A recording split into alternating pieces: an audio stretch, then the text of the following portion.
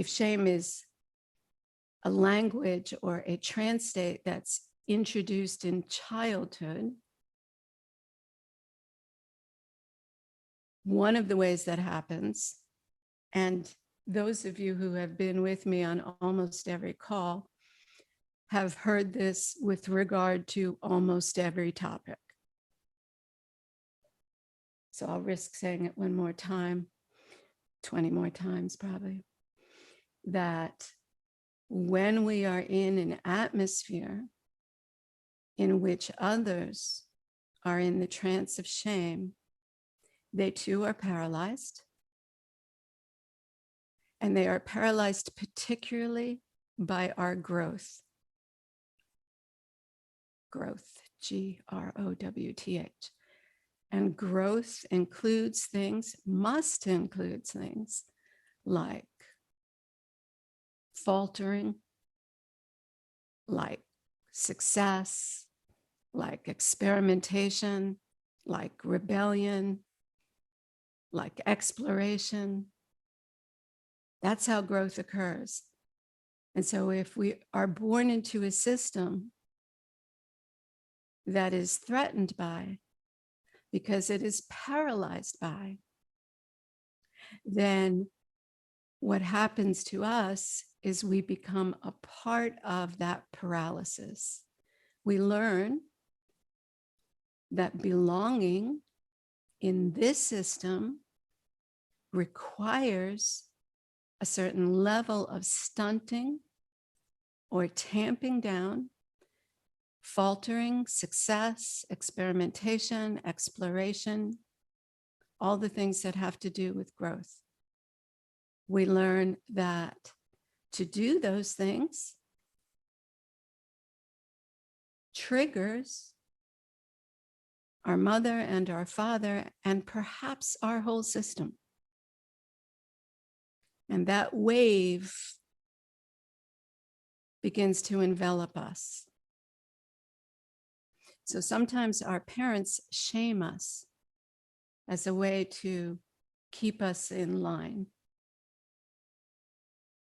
Sometimes to parent us is a fear-driven navigation. And so to keep us in line, others shame us, meaning pull us into their paralysis. Pull us into their paralysis.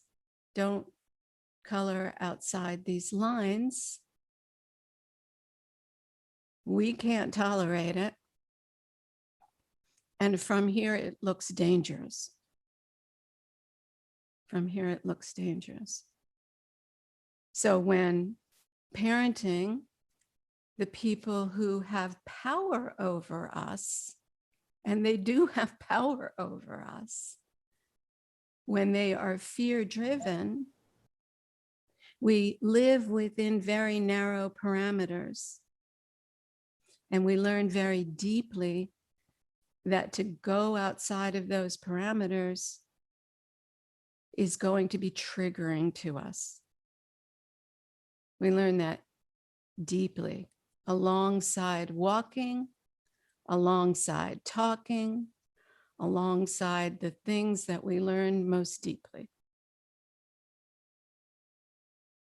So shame becomes something that we breathe in and then lives under the surface in our bodies and in our spirits, and no amount of intellectual discussion really can shift it, because it's not an intellectual experience.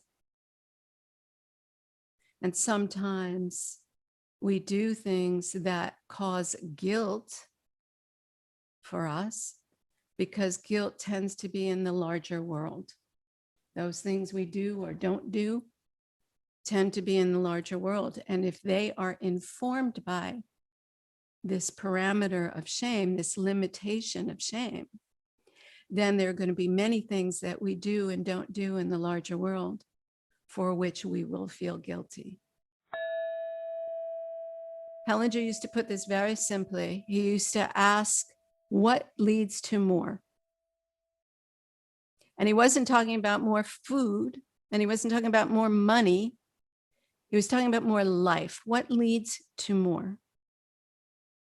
And that's both a kind of individual / collective idea. This, there's a way in which it is inherently a collective sense of the individual inside the collective and the collective inside the individual. So when I'm going to that dinner table and I'm seeing all that we might eat different things, but mine would be filled with pita and hummus. When I'm going to that dinner table and I am thinking about, oh, and also red wine, and I am thinking about what it is that I am going to imbibe, right, for pleasure. One of the acknowledging what is parts of this, right, is what leads to more. What is generative? And part of what's generative is how I feel tomorrow, right? It's not separate from this idea of tomorrow is part of, that's what generativeness is. Evolution, growth implies tomorrow. So it implies me tomorrow.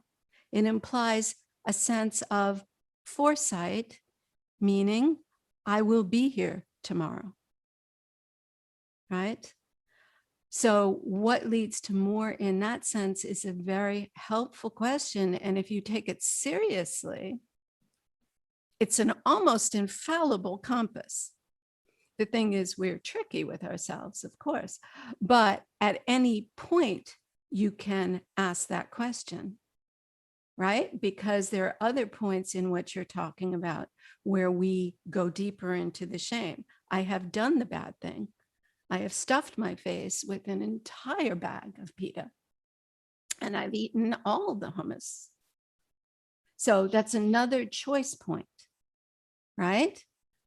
I go deeper in to I am a piece of garbage. This is the 5,000th time I've done this. I am going to become my mother, right? I go deeper and deeper into it rather than take advantage of this choice point and say, I did that. That doesn't feel good. That doesn't feel good. When I think of what leads to more, I think I stopped tasting that at some point, right?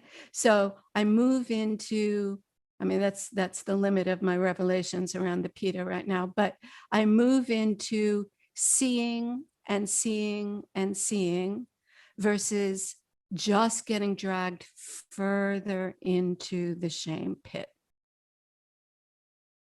Because if we talk about food in a certain way, or we talk about heroin, or we talk about whatever it is we're talking about, if we talk about addiction in general,